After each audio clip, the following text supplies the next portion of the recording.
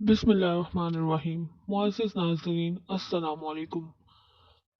دوستوں عافیہ صدیقی کو کون نہیں جانتا کیا آپ جانتے ہیں کہ ان کو کس جرم میں قید کیا گیا آج کی اس ویڈیو میں ہم عافیہ صدیقی کے بارے میں تمام معلومات اور دلچسپ حقائق جانیں گے لہٰذا اس قیمتی معلومات کو جاننے کے لیے ویڈیو کو آخر تک ضرور دیکھیے گا دوستوں عافیہ صدیقی سے بچہ بچہ واقف ہے اگر کوئی انجان ہے تو ہمارے حکمران سوشل میڈیا مسلسل عافیہ صدیقی کی رہائی کے لیے آواز اٹھا رہا ہے شروع میں تو بہت سی سماجی اور سیاسی تنظیموں اور این جی اوز نے بھی ڈاکٹر عافیہ صدیقی کی رہائی کے لیے بہت کوشش کی مگر وقت گزرنے کے ساتھ ساتھ سب خاموش ہو گئے آج اگر کوئی عافیہ صدیقی کی رہائی کے لیے کوشش کر رہا ہے تو وہ ان کی بہن ڈاکٹر فوزیہ صدیقی اور ان کے ساتھ چند افراد شامل ہیں ڈاکٹر عافیہ صدیقی 2003 میں اغوا ہوئی شروع میں تو اس بات کا بالکل علم نہیں تھا کہ وہ کہاں گئیں بس کس نے اغوا کیا 5 سال بعد یہ انکشاف ہوا کہ وہ امریکہ کی حراست میں ہیں ان کے گھر والوں کا کہنا ہے کہ وہ 5 سال کے عرصے کے دوران افغانستان میں امریکہ کی جیل میں تھی تاہم امریکہ اس بات سے انکار کرتا ہے ڈاکٹر عافیہ صدیقی کا تعلق کراچی کے ایک مذہبی گھرانے سے ہے ان کے والد کا نام محمد صالح صدیقی اور ماں کا نام عصمت صدیقی ہے ڈاکٹر عافیہ صدیقی کے والد ڈاکٹر تھے ان کو بہت شوق تھا کہ ان کی صاحبزادی بھی اعلیٰ تعلیم حاصل کرے انہوں نے بیٹی کی تعلیم و تربیت پر خاص توجہ دی ان کو اعلیٰ تعلیم دلوائی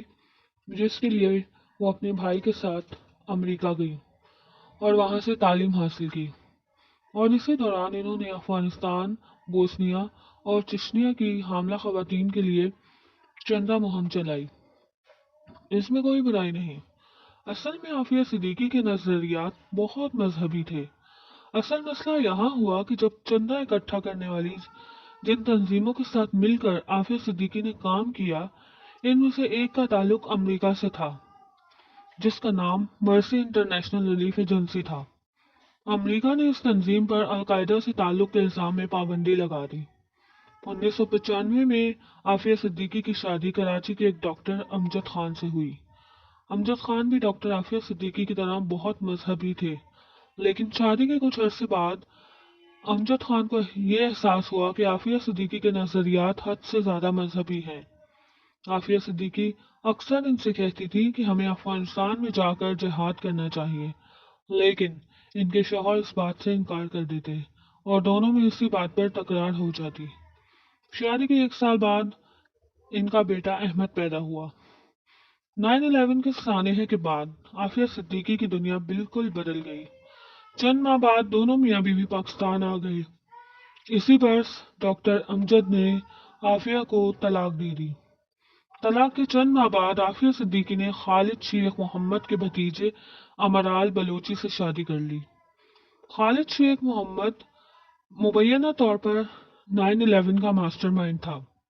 لیکن عافیہ صدیقی کے اہل خانہ اس شادی کی تردید کرتے رہے دوستوں پھر مارچ 2003 میں ایف بی آئی نے ایک عالمی تنبیہ جاری کی جس میں یہ کہا گیا کہ ڈاکٹر عافیہ اور ان کے سابق شوہر امجد علی خان مطلوب ہیں اس کے چند ہفتوں بعد عافیہ اپنے تینوں بچوں 6 سالہ احمد 4 سالہ مریم اور 6 ماہ کی سلیمان کو ساتھ غائب ہو گئی اب اس کہانی میں ایک نیا موڑ آیا امریکہ نے اپنے اٹارنی جنرل جان ایشکرافٹ کے ذریعے ڈاکٹر عافیہ صدیقی کو القاعدہ کی خطرناک ملزم قرار دے دیا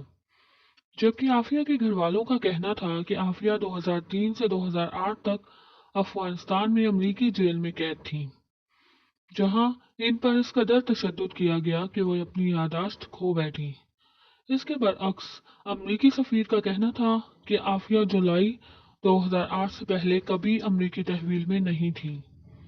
عافیہ صدیقی پر الزام تھا کہ انہوں نے افغانستان میں قید کے دوران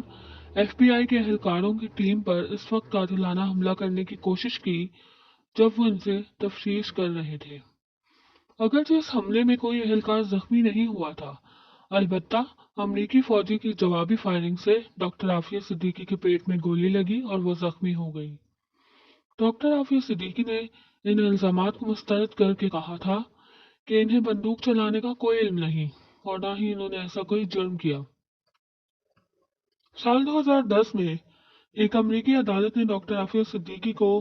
अमेरिकी फौज पर हमले के जुर्म में और 7 मुख्तलिफ इल्जामात में 86 साल की कैद सुनाई थी।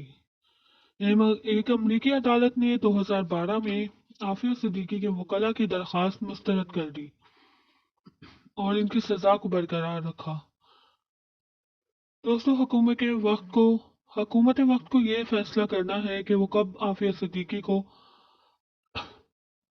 कैद से आज़ाद करवाते हैं। हुकूमत आफिया सिद्दीकी की आज़ादी के लिए कोशिश कर रही है। हुकूमत को आफिया सिद्दीकी की आज़ादी के लिए कोशिश करनी चाहिए। हमारी दुआ है अल्लाह पाक आफिया सिद्दीकी को जल्द अज जल्द जालिमों की कैद से छुड़ा दे। आमीन। वीडियो अच्छी लगे तो लाइक और शेयर ज़रूर कीजिएगा। अल्लाह निगहबान।